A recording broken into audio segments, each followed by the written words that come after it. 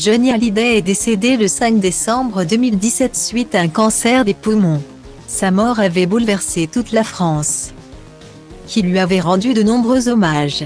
Lors de ses obsèques le 9 décembre 2017, un hommage populaire lui avait été rendu.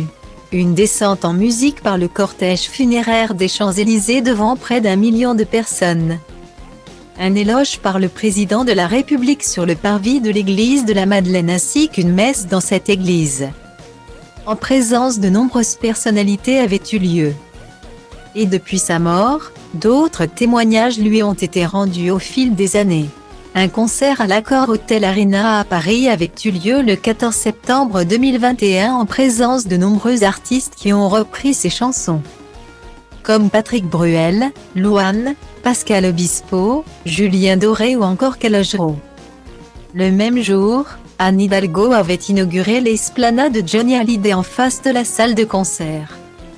Toujours le même jour, une statue intitulée quelque chose de et en forme de manche de guitare, avec au sommet une Harley-Davidson ayant appartenu au chanteur, a été dévoilée devant Accor Hotel Arena.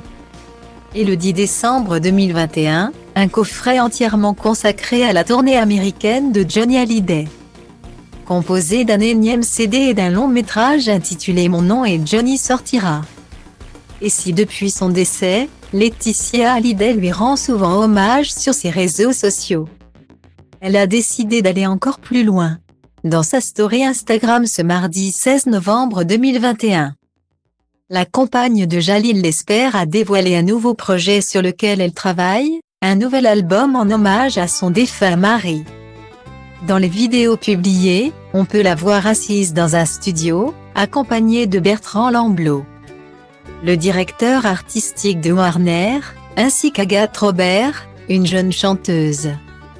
Mais pour l'instant, on ne sait pas à quoi va ressembler cet album, reprise. Titres inédits. Encore un peu de patience pour les fans du rocker.